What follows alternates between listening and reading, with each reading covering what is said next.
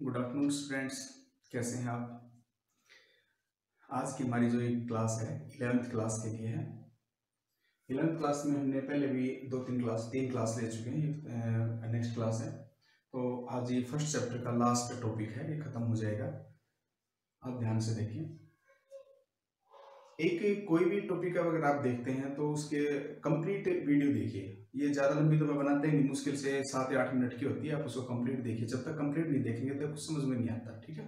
और 11th class में basic terms बताएंगे हम पहले, तो जल्दबाजी नहीं करनी। ओके, चलिए स्टार्ट करते हैं। कल मैंने आपको समझाया था सबसे पहले कि जो हमारे अकाउंटिंग साइकिल जो हो क्या होता है, इसके बारे में कल आपको बता चुका हूँ।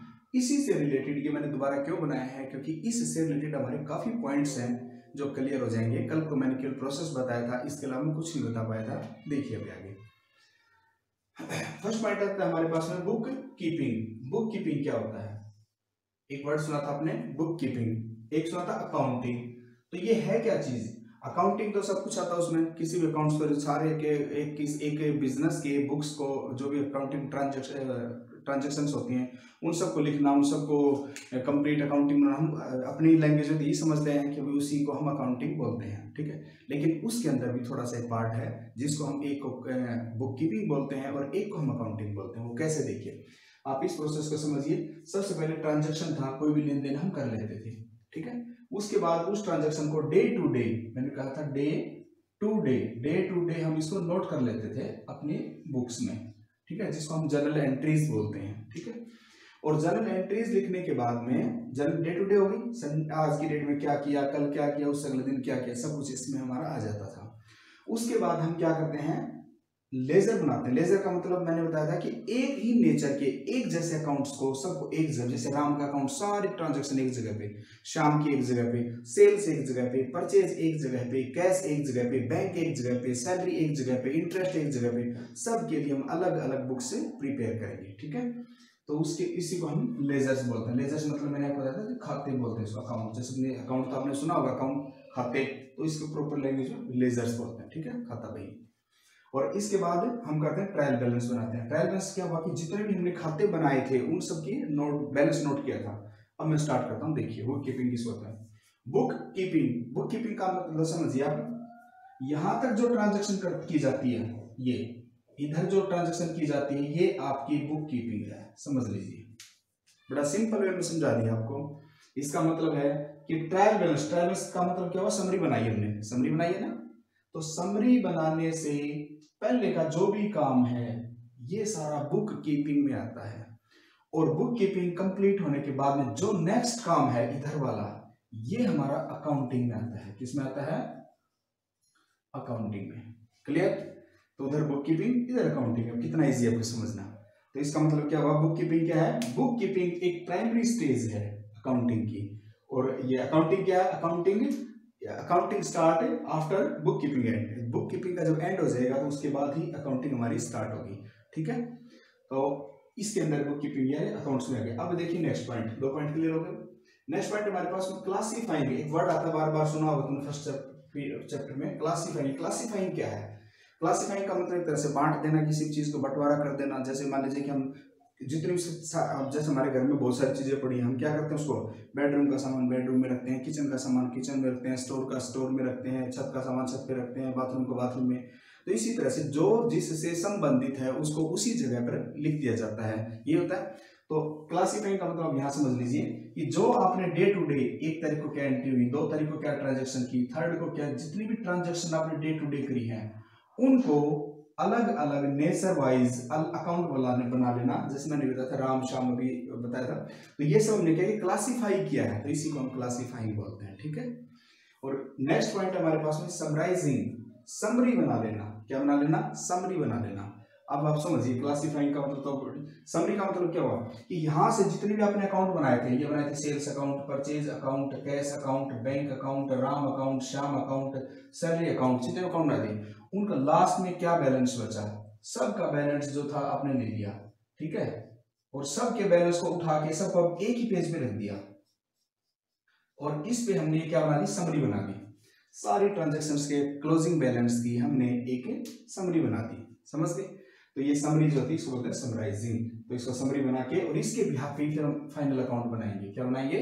Final account. फाइनल अकाउंट में मैंने 2 पॉइंट बताए थे कि एक तो हम प्रॉफिट एंड लॉस अकाउंट बनाएंगे जिसको शॉर्टकट में P&L भी बोलते हैं, P&L अकाउंट, P&L अकाउंट। और एक बनाएंगे बैलेंस शीट।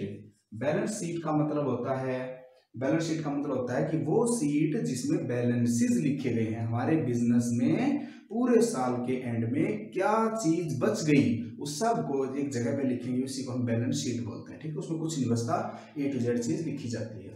और प्रॉफिट एंड लॉस में प्रॉफिट एंड लॉस बनाया जाता है। प्रॉफिट एंड लॉस क्यों बोला जाता है इसको? क्योंकि हम बनाते तो काम तो प्रॉफिट कमाने के लिए करते हैं, लेकिन हमें लॉस भी हो सकता है, तो इसलिए हम इसको प्रॉफिट एंड लॉस अकाउंट बोलते हैं एक साथ ही, प्रॉफिट और लॉस को फाइंड करने के लिए। क्लियर? समझ में आ गया पॉइंट?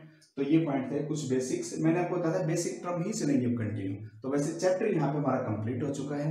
नेक्स्ट चैप्टर हमारा बेसिक टर्म्स क्या क्या है, मैं यहाँ भी कुछ टर्म्स बताऊंगा। जैसे मैंने यूज किया था अभी क्लोजिंग बैलेंस यूज किया ना, तो आपको पता होना चाहिए चीजें। ठीक है, क्लोजिंग बैलेंस क्या होता है, अब हम डेली ऐसे यूज करेंगे टर्म्स।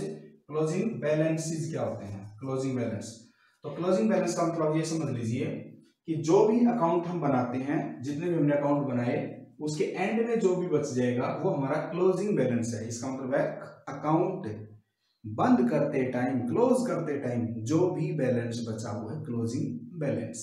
समझ गए? एक होता है इसका उल्टा ओपनिंग बैलेंस। क्या होता है? Opening balance. ओपनिंग बैलेंस का मतलब क्या हुआ कि जब हम, जैसे मान लीजिए आज 31 मार्च है, हमने अकाउंट बंद कर दिए, तो आज की डेट में हमारे पास में एसेट्स जो है, मैं कहता हूं, या मैंने कहा कि मेरी कैपिटल जो है वो 5 लाख रुपए है। तो जब मैं नेक्स्ट डे बिजनेस तो शुरू करूंगा तो मैं 1 अप्रैल को आ जाऊंगा। तो जब मैं 1 अप्रैल को आऊंगा तो पिछला अकाउंट तो बंद हो चुका है, लेकिन न्यू ईयर स्टार्ट हो चुका है। तो न्यू ईयर की 1 डेट को जितने भी बैलेंसेज होते हैं वो सब ओपनिंग बैलेंस होते हैं। क्या होते हैं? Opening balances. समझ गए? तो इसका मतलब है कि लास्ट ईयर का जो क्लोजिंग होता है, लास्ट ईयर का क्लोजिंग होता है वो नेक्स्ट ईयर के लिए ओपनिंग बैलेंस होता है।